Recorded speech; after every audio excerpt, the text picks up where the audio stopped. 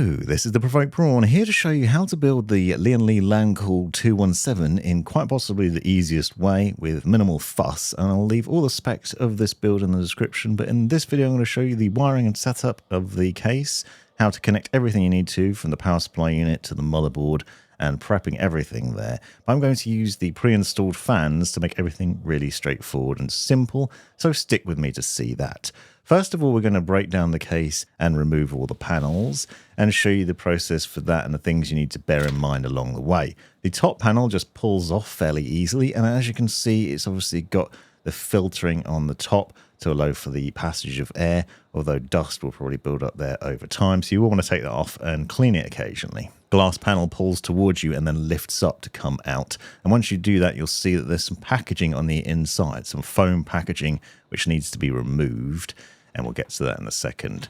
Remove this bottom panel and you'll see more of it, as well as a cardboard box down there with the accessories in. At the rear you can also pull out this dust filter for the power supply unit. Note that because you'll want to remove it occasionally to give it a bit of a clean. Now the front panel also comes off. You don't need to do this for the build, but it is worth knowing because as you can see there was this loose bit of plastic in mine, and obviously you'll want to take this off in the future to be able to clean it up.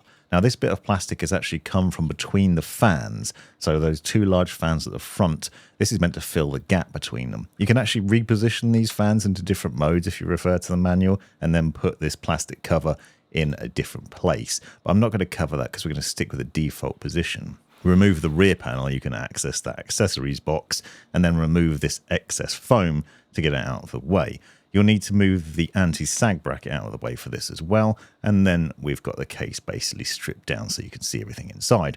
Two large front fans, two bottom reverse blade intake fans, and one rear fan. At the rear of the case, you'll see we also have a number of different points for the cabling, and interestingly, we've also got the fans already plugged in to this repeater at the top here. So you can see this is an interesting setup because it's designed to take both the 5-volt RGB connection and fan power connection. And this case obviously doesn't have RGB fans, so that's interesting. The repeater has three connectors: the 5-volt connection, chassis fan power, and power supply unit power. And I'll show you where to plug those in later on. We also have this interesting design which allows you to mount the power supply in a slightly different way. It has an extension lead and then a plug at the back, so you can plug it in there. But there's a quirk to that which I'll show you in a minute.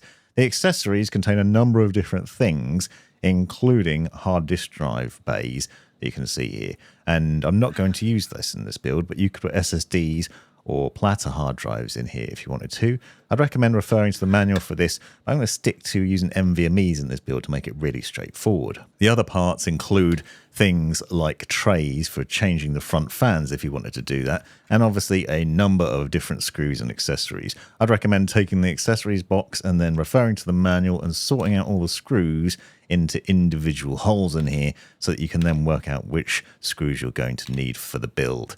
And this makes life a lot easier as you go through the build process. So you can see now I've sorted those out, and you can refer to the manual pretty easily or pause the video to get an idea of what's what and where they go. But I'm going to show you as we go through as well to make this really easy for you. Now for this build I'm going to be using a Tough Gaming Z890 Plus Wi-Fi motherboard and these other parts that you can see here, and the specs are in the description of the full setup so you can get an idea of what we're using. To install the CPU we first need to remove the lever on the right hand side, lift the latch, and then carefully seat the Intel CPU into the socket with the little gold arrow pointing to the bottom left corner. Be very careful with this because you don't want to damage the pins on the motherboard socket when installing this, and then just reverse the process so it's latched into place. For installing the RAM, what we need to do is to install it in slot 2 and 4. You can see they're grey on this motherboard.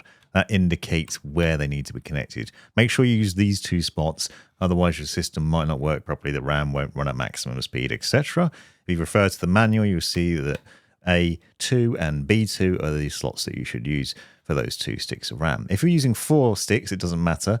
If you're using a lighting enhancement kit like I am, which is just dummy RAM for RGB effects, put those in the spare slots, and then it looks like we've got 4 sticks here nicely. For NVMe SSD installation, you ideally want to use the top slot on the motherboard. So first of all, you have to remove the heatsink and then insert your drive into the slot and then push it into place. Now, sometimes there are screws involved in this, so I've got a separate setup guide specifically for this NVMe, which I'll leave a link to in the description. But that then clips down over the top, as you can see. Make sure you remove any stickers from the thermal pads beforehand. Now for this build, I'm using the HydroShift fanless cooler, which means I'll be able to put my own fans on it. At this stage, I want to prep the motherboard by installing the backplate and other parts. It makes it easy if you do it now before you install it in the case. So what we're going to do here is to take this backplate and these other bits and install it on the motherboard. With the covers removed from the backplate, so it's sticky on the rear there, we then flip the motherboard over and we want to insert this backplate through the rear. Now this is obviously for an Intel build, LGA 1700 socket. The setup for AMD will be slightly different, so refer to the manual if you're doing an AMD build instead. Put the backplate on here and let it pass through to the front. With this cooler, we then have some clips which need to be installed above and below the CPU socket. You'll see there's a little arrow and CPU pointing in the direction these need to be installed in. And then we have 4 screws, which you can see here. Now, one end of these, the screws, has a little hole in it, which allows you to use this little screwdriver that's included with the HydroShift cooler to then secure these in place. This is basically putting that bracket in place and securing it nicely now, so it's set up ready to receive the all-in-one cooler once we've installed it later on. Then we take the motherboard and gently insert it into the case onto the standoffs that are already installed in the case. With this being an ATX motherboard, it's really straightforward to do this. You just pop that down there. Then we want to use these specific screws for mounting the motherboard, which you can see here, which have a little round top to them, and you can see them in the manual. You have 9 of those to install, 3 across the top, 3 across the middle, 3 across the bottom. Make sure they're all installed and tightened up nicely so the motherboard's fully secured there, and then that's prepped and ready to go. Next, I'm connecting the front panel connectors from the case. Now, these are Velcro tied down, so we need to undo those first of all. We're starting with USB-A and USB-C connections, which will run through the rubber grommets here through the side. They'll plug in on the right-hand side, as you can see here of the motherboard. It's the same on most motherboards, so it should be fairly easy to see them. They're just below the 24-pin power connector. This is the USB-C connector, which will only go in one way round, and you should hear a click when you insert it. If you don't, you've probably got it the wrong way. Don't try and force it in. And then USB-A also has a similar logic to it, but it has a little plastic notch on there, so you can't get that in the wrong way around either. F-panel is the front panel connector, which is essentially your power button on top of the case. And you can see this has a pin missing on it, so that makes installation pretty straightforward. This is in the bottom right-hand corner of the motherboard, and it's usually marked F-panel, so it should make it pretty straightforward and obvious. You can see it here with the motherboard outside the case, so it's really easy to see, but you just plug that in and the bottom right once it's installed. It sits behind the fans here, so it's a little bit trickier to see and perhaps a little bit fiddly to do, but that is the setup for that. And then you have the HD audio connection, which is for the 3.5mm jack. Now that goes on the opposite side of the motherboard, on the far left corner, and you're looking for something like F audio, HD audio. It's a similar looking connector with a similar amount of pins and one missing, but obviously there's for very different things. That basically gives you the audio through that little jack on the case. The other one allows you to turn the PC on. So you plug those cables in, and that's a lot of the front panel connectors done, so you can then tidy them up with the Velcro ties, make sure it's nice and neat there, and sort those out. So there's a good few points that you can do that to make everything nice and tidy. Then there's the fan repeater setup. So you need to make sure this is plugged in so all your fans will work correctly, and there's 3 cables to plug in here. However, we'll only need 2 on the right for a non-RGB build, so the fan power and SATA power connections. The 5-volt RGB connection will only really be logical if you're changing the fans out for RGB ones or adding RGB ones in and connecting that up. So what we want to do is send the fan power one to chassis fan headers or system fan headers on the motherboard, and that will allow the motherboard to recognize that this is plugged in and for you to change the speed and other things pretty easily. 5-volt RGB header is that 3-pin connection, which you can see here if you want to use that and if you are going to be using RGB fans. So plug those 2 things in the bottom of the motherboard down there and make sure they're connected up, and then the fans will be powered, assuming we plug them into the power supply, which I'm going to show you now. So the wiring for the power supply unit, I'm using Corsair's RM Shift power supply for this, and that has some interesting consequences, which we'll talk about in a minute. But this is the RM850X power supply from Corsair. Obviously, other wattages are available. I'd recommend checking a power supply unit calculator to make sure you've got the right wattage for your system. I'm going to show you the wiring for each of the cables you're going to need for this build though, starting with the motherboard power cables. So we're going to use a 24-pin power connector and the two 8-pin EPS CPU power cables. So the motherboard connections plug in on the left-hand side, as you can see here where it's marked motherboard. For the 24-pin power connector, you'll see on one end it's split into two parts. So there's two connectors here, and then the other end has one long, large connector which plugs into the motherboard. So with the Type 5 connectors that you can see here, these two, you need to make sure they're both plugged into the power supply unit in those ports that I showed you a second ago. So notch those in. You'll notice they have a little plastic clip on the top of them, so they'll click into place. And when they're pushed all the way in, they'll then be held securely there so that they won't come out. You need to make sure they're fully in and not loose. Otherwise, the system might not power on. So we'll plug those cables in, and then once it's installed in the system, you then plug the other end into the motherboard on the right-hand side. I'm obviously showing you it now, so it's easy to see, but you do this when it's actually in the case. This will only plug in one way because, again, there's a plastic clip and a little notch on there, so you need to make sure you've lined it up properly. You can see it from this angle, how it hooks over the port and pops into place there. That's that side of the motherboard plugged in, but you also need these two CPU power cables. You'll see them marked CPU on one end, that's the end that plugs into the motherboard, and then the other end on this power supply are Type 5, so they're smaller connectors and they've got Type 5 written on them, and then they'll plug into the power supply unit. This wiring logic will be very similar across a number of different modular power supply units, but I'm showing you with this specifically with this Corsair one because I find them reliable and really solidly built, and the wiring is really easy. So if you follow along here, you'll see we just plug those two cables in to the connectors marked CPU and PCIe here on the bottom left, and then we can plug the other ends into the top left of the motherboard. So you'll notice that they have those plastic clips again, and they plug in at the top left here where there's two ports. Now, you'll often find you have two ports on most modern motherboards. Sometimes it's just one, sometimes it's slightly different, but you can see how they plug in and clip into place there. And it's pretty easy to do once you realize that. Obviously, once again, wait until you've fully installed everything before doing this, but I want you to be able to see it clearly. For some other motherboards, you might find it a slightly different setup. So this NZXT motherboard, for example, it has one 8-pin and one 4-pin in the top left instead of two 8-pins. But with these connectors, you can just split them in half. So you see that it is possible to just break them apart. And then you've got one 8-pin and one 4-pin, and obviously a spare cable, which will just be loose. But you can do this and then connect those up. So if your motherboard is different and you do need separate connectors like that, that's how you do it. Pretty easy with this power supply, as you can see. But I would recommend plugging all these cables in, ensures your motherboard's got the right amount of power and everything runs nicely as it should. Next is the powering of your graphics card. This is the PCIe power connector. As you can see, there's 3 cables included with this power supply unit. I'm going to use a 3090 for demonstration purposes to start with, and then other GPUs in a second. So on one end, it's marked Type 5. On the other end, the PCIe power cable you'll see is a 6-pin and then 2 pins as well, separated out. These are going to be fiddly to install, but this is for older GPUs, AMD GPUs as well, and Intel GPUs. We'll get to the 12-watt high power connectors for NVIDIA's 40 series and 50 series in a minute.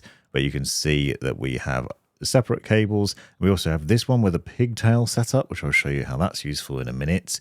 And then you've got another one which is a separate connector as well. I'd recommend sticking to the separate connectors if you can. So one connector and cable for each of the ports on your graphics card where possible. Just makes life easier and ensures your GPU's got the right amount of power. So we want to plug the Type 5 connector into the PCIe ports. So the ones on the bottom right here, for example, we'll plug those cables in there. So this 3090 only has 2 8-pin power cable connections required for it. So we'll plug these 2 cables in there, and then the other end plugs into the graphics card. Obviously, once again, once the GPU is fully installed, but I'm going to make it really easy for you to see now where you'd plug those in and how you connect them up. So what we want to do here is to insert the PCIe power connector by basically pinching the two parts together. Now you can push the 2-pin part in first and then follow it up with the 6-pin. Essentially what we want to make sure here is that the cable's fully inserted, both parts of it, and it's clicked into place properly. You need to make sure both cables are plugged in like this, otherwise the GPU could be underpowered and you might not get the right amount of performance. You can see that from a couple of different angles here, how these cables slot in to the GPU. Now, obviously, it will vary. You might have a graphics card that requires 3 connectors, or maybe one that only needs 1 of these. Obviously, just use the relevant cables for your build. Now, I'm using a 4090, so this is a 12-volt high power connector or a 12-volt 2x6 connectors, and the cable for this power supply has 2 Type 5 connectors to go to power supply, and then the 12-volt power cable connector, which goes to the graphics card. This is in place of the adapter that usually comes with the GPU. It looks neater and it works well in my experience. So what we want to do here is just plug that cable in. And yes, this will work with 50 series as well, so it's worth knowing that. We'll plug these connectors in to the bottom right as before. So the Type 5 end plugs in here. Make sure both parts are fully seated. Now, it is important with these power-hungry graphics cards that you make sure the cables are pushed all the way in and connected up there properly, and they're not loose, and that also they're not taut. This is also important at the other end that plugs into the GPU. You want to make sure these pins are fully pushed in so they seat into the socket properly. So you can see that here, how that notch is in place and how it slots into the 4090. You just need to make sure that's pushed in, and also that it's not pulled at a weird angle or tugged in a strange direction, that it's just plugged in properly. More on that in a minute. Then you'll see we have the RX Max fans. I'm going to be using these on the cooler, so I'll quickly show you the wiring logic for that, because we also need PCIe power for Corsair's IQ Link controller, which is included with these fans. So that requires 1 PCIe power connector, the same one we use for your GPU. So we might need to use this pigtail cable in this instance, and this is especially relevant if you've got a GPU which requires 3 of those power connectors. But this only requires the 6-pin part, so you don't need to put both parts of the PCIe power cable into this, but it does need this power to make sure the fans will run properly. So if you're using a Corsair IQ Link system, as I am just for the fans on the radiator in this build, then you'll do this and make sure that's plugged in. You'll need that power. Now, I have a 9070 XT, which has 3 ports on it, so it needs 3 8-pin PCIe power connectors in order to run. If you are using a similar sort of GPU in your build, you'll need to be aware of this, because this will also apply if you're using Corsair's IQ Link, for example. You will need to use 3 connectors on the GPU, and then the pigtail end of it can work as the power cable for the IQ Link system. It's not ideal, it's not perfect, because you obviously have to have the controller Cano near your GPU. It might be a little bit messy, but that's one possible solution. The alternative is getting a more powerful power supply unit with additional connectors. Something to bear in mind there. It might not apply to you, but it will for me in this build. Next up is the SATA power cables. These are used generally for hard disk drives and SSDs. Now, I'm not using hard disk drives or SSDs in this build, but I do need this power cable because you will use it for the fan power repeater. So that connector will plug into this power cable. If you are going to be using SSDs or hard disk drives, you'll notice these cables have multiple connectors on them, so you can actually plug in multiple drives really easily. The Type 5 end plugs into the SATA and PATA ports on the top row of the power supply unit, and then you can easily connect up devices to this. And I'll show you how to plug in that fan repeater in a second. So now I'd recommend plugging in all the cables you're going to be using. So all the cables I've shown you that you're going to need for the build, and any extras if you're using SSDs, for example.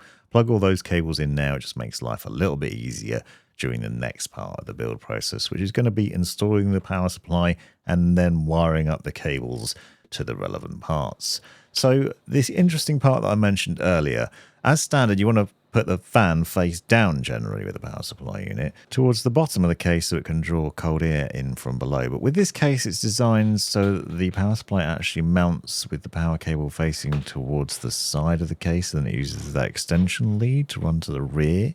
This won't work in this instance because that would mean the power cables from the power supply on the right hand side, which wouldn't work properly. And you do have the option to install it so the fan faces upwards into the case instead, but that's not optimal for airflow in my opinion. so it wouldn't work and it's illogical. But if you did want to do that, you could put it in here like this and then install it on the side of the case, securing it to the side here, and then you'd use that extension lead to plug it in there, and then you could plug the power cable from your main socket into the back of the case and make use of that design part of the case. But you can also just remove this blanking plate from the rear of the case instead, which is what I'm going to do in this build. So with 4 screws, this plate will come out, and then you can mount your power supply as you would normally into the rear of the case. So just get that out of the way, and then you can put the RM shift power supply in like this, insert it in normally. So you want to have it like this so that the power cables are facing towards you. That's the design of this power supply. It's meant to make wiring easier and more accessible. You'll then seat it towards the rear and then use the 4 hexagonal screws that come with the power supply or are included with the case to secure it to the 4 points at the rear. You'll still be plugging it in at the back to the mains power supply, but you won't be using that extension lead that comes with the case itself. So that's one thing to keep in mind there. So now we're going back through that wiring again. The 2 8-pin CPU power cables, they run up to the top left and plug into the motherboard.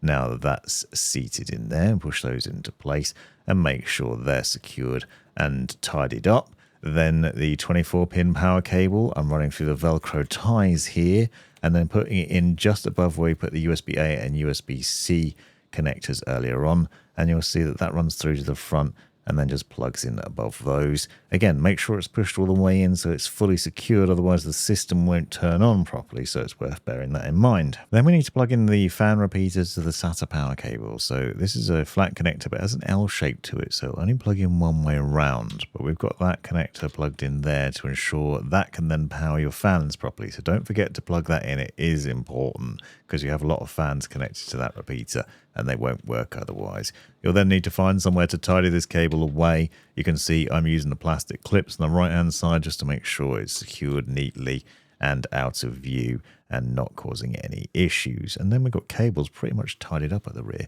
Now I'm using the Hydro Shift cooler as I mentioned, which is a fanless model. I'm going to be using Corsair's RX120 Max fans because they don't have RGB and they're very good at cooling. For the wiring of the cooler though, we have 2 cables coming from the radiator. Now these can be connected in different ways depending on the fans you're using. You might want to connect them to the AIO pump or CPU optional, and that would be pretty logical. And then fans, whichever fans you're using, connect to the CPU fan header, and that way all the ports are populated and your motherboard knows what's going on. I'm using Corsair's IQ Link fans, which means you probably want to connect to the CPU fan header instead so your BIOS doesn't complain about things. Then there's a USB connection which needs to connect to the bottom middle of the motherboard. That'll allow you to control the display on the cooler and put different readouts and things on there. I've got a full setup guide on this cooler if you'd like to see more about it. I'll link to that in the description. But essentially this allows you to control the system with L-Connect, or at least the pump display and the RGB on that anyway. We're going to use these RX Max fans though because they do give good cooling, and if you check out the review of this case that I've done, you'll see the cooling performance of this with this setup. And it's the only additional fans I'm adding into the case, so just 3 fans onto the radiator in this build. And I use these because they're kind of similar to the overall design of the case anyway in terms of being black and no RGB. IQ Link fans are also really easy because they just clip together, as you can see, with these little connectors. I've got a separate wiring guide that explores the fans in more depth and will be probably helpful, so I'll link to that down below as well. But you put these 3 fans together, put them on top of the radiator, and then we want to use the long screws that are included with the fans because these are deeper than your average fans, so they're actually thicker, giving better cooling performance on a radiator like this. But you need to make sure you use the long screws that come with the fans rather than the ones that come with the radiator because those won't fit. So then you secure 4 screws to each fan, tighten them up so they go through the fan and into the radiator holes and then are fully tightened there. Installed like this so that the air is exhausting through the radiator and out of the top of the case.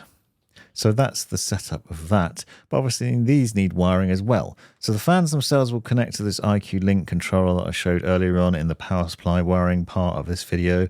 You have one long cable that plugs into the end of the fans and then plugs into the port on the left hand side. You then have this power adapter which plugs into the bottom of the controller, which then requires PCIe power in order to power this controller and make sure the fans are powered properly. It then has a USB connection, so it's micro USB on one end, and then the other end will plug into the motherboard. So you'll then need to use Corsair's IQ software to then control the fans on the radiator. So you can see all the different cables there, but hopefully I've explored the logic of where to plug those in quite obviously for you. So what we're going to do here is mount the Hydro Shift to the top of the case and install it so it looks something like this. Notice obviously that this cable is coming out of the right hand side that we need to connect it to the motherboard, and then the IQ link cable on the left hand side we also need to plug in. So I'd recommend before you do this that you run these cables through to the rear, because it'll make life easier. You can hide away a lot of the cabling and also connect it up more easily like this. Also at this point, plug the cables in from the radiator to the motherboard. So again, as a reminder, I'll be using CPU fan and CPU optional or AIO pump in this instance, because there's two cables there that need to be connected up, and then the IQ link will be powering the fans on the radiator. And then we just put the radiator into the case, and what you'll notice is I have some difficulty because of that rear fan, so you have to sort of angle it in and then get it up into the top of the case like that. And then we're going to secure it to the top of the case by using the small screws that are included with the radiator. And obviously there's a lot of them to install here, so I'm shortening the process, but we install all of those up there and then make sure everything's set up at the other side. So what we want to do here is to obviously install the pump. First of all, I have to remove one of the sticks of RAM, or in this instance the lighting enhancement kit, so that I can install this, and I'll show you why in a second. Then you put some thermal paste down over the CPU, and what I like to do personally is to spread that with the little spatula that comes with the cooler, making sure the thermal paste is spread nicely across the entirety over the top of the CPU, so it covers it over nicely and there's good coverage there. Remove the sticker from the copper plate on the cooler, and then it slots into the bracketing we installed earlier on and slides over to the left, notching it into place, because it basically locks into place on that bracketing. And then you have 4 thumb screws to secure over this. So in the 4 corners here, we put these thumb screws down to secure it onto the bracket further. I like to hold it in place while we're doing this, because although it is holding it down, you can see it might slide around if you're not careful, and that could damage the thermal paste there. So use the 4 thumb screws to tighten this up. Go by hand first of all, and then I recommend using a screwdriver after that to make sure they're fully secured and tightened up. Just screw it until it stops. Don't force it, but you need to make sure that's properly secured. Then put that stick of RAM back, or the lighting enhancement kit, whatever you're using, and then we've got this cover to go over the top of the screws to neaten those up. Then we've got the cables to tidy up. So you can see I've run part of the cables from the radiator through to the back, so I can hide them in these Velcro ties here, because there's a lot of excess cable there, so just neaten that up. But then we've also got that USB connection that runs down the bottom of here and then plugs into the bottom middle of the motherboard. You need to make sure that's plugged in so you can control the display, don't forget. So run that through to the front and plug that in there. Then we also have the IQ Link power connector from the fans on the radiator. So I'm running this to the controller, and I'm sitting on top of the SSD tray. So that's one of the SSD trays in the case that I'm not using, so I can put this here. USB connection plugs into the bottom of that and then plugs into the other USB port on the motherboard. And then we have a PCIe power connector as well, which plugs in there. And we need to make sure that's plugged into the power supply unit as well. So connect that up, find one of the spare power cables and plug that into that. We'll also plug that USB connection into the motherboard as well. Now, if you've only got one USB connector on your motherboard, there are things that you can do. You can buy a Corsair powered USB hub, and I'll leave a link to that in the description, which allows you to connect more connections easily. It's basically a powered splitter, which should be helpful. Don't forget the PCIe power connector for the IQ Link controller, otherwise the fans won't work properly and they won't be recognized by the system. Once that's plugged in, then obviously we can use the Velcro ties to tidy that up. At this point, I'd recommend doing a test boot. So just turn it on, make sure all the fans spin, the display lights up, the RAW lights up properly, and everything is working. For this build, I'm using Lian Li's vertical GPU mount. I've got a separate guide on this, but you don't have to use it. You could just install your graphics card normally. But essentially, this is a bracket that allows you to install your graphics card in vertically and then adjust it into 3 different positions and heights. So it's pretty cool. In order to install this, we first of all need to remove all the PCIe brackets from the rear of the case, or at least 6 of them anyway. So if you follow along here, you're taking out the screws here, removing these brackets from the rear of the case and opening up a space back there. We will then be seating the bracket in. So just quickly, I'm going to show you how to do that, but there's some more steps to this first. But it's worth doing a test installation so you can see this. This is how it's going to sit in there. So you'll be putting this vertical bracket into the case like this, making sure those teeth notch into the rear of the case at the back and go behind the motherboard and into the rear port there. That will just slot in there. As you can see, it's a little bit fiddly, and there's some other steps here required beforehand, but it's worth just sort of working out how this is going to fit. The other step is this anti-sag bracket. Now, this is really handy because it mounts to the motherboard and allows for the support of the bracket and of your GPU when it's in this position. In order to install this, we first have to remove the 2 screws on the right hand side that hold the motherboard in place there. And instead of those, we're going to use these longer standoff screws that come with the vertical mount. So these will then sit in place of that, and then the bracket will then sit on top of those. So you put them in by hand first of all, and then there's a little tool that you can use to make sure they're fully secured. So a little wrench essentially that you can use a screwdriver in, that'll then secure those into place and tighten them up. Your motherboard's still secured here because obviously these standoffs are going into the standoffs that are already on the case, and so it will still be fine. But what you've got then is a anti-sag bracket that will sit on top of this once it's set up. So this is actually a very nice system, and it's pretty rare to see an anti-sag bracket on a vertical mount. So this is that, and this will then sit on top of those standoffs in this position here. So you'll then see there's 2 holes at the top and bottom that sit over those standoffs. We use the motherboard screws that we removed from the motherboard a second ago to secure that to there. Now, it's worth noting that the bracket itself can be adjusted in terms of its position. There's 2 little screws on that.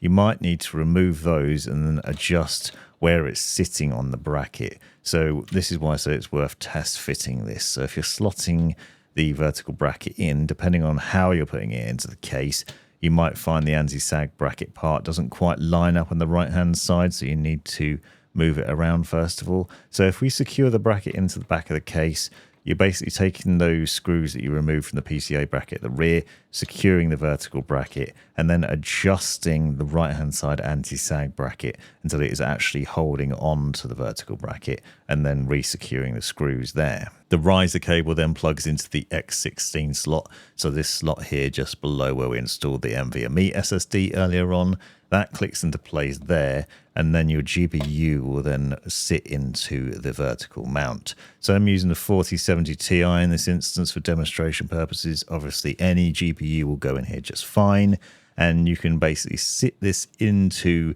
the vertical mount bracket in here, slotting it into the port so that the GPU sits in there properly. So you might need to work this in there carefully, make sure it's pushed into place properly and clicks in nicely there so it's secured. And then it needs to be screwed in from above. So in the standard bracketing, it will screw into the vertical mount. A little bit fiddly to do here. So you'll see we can just get the screw in there and then screw it in.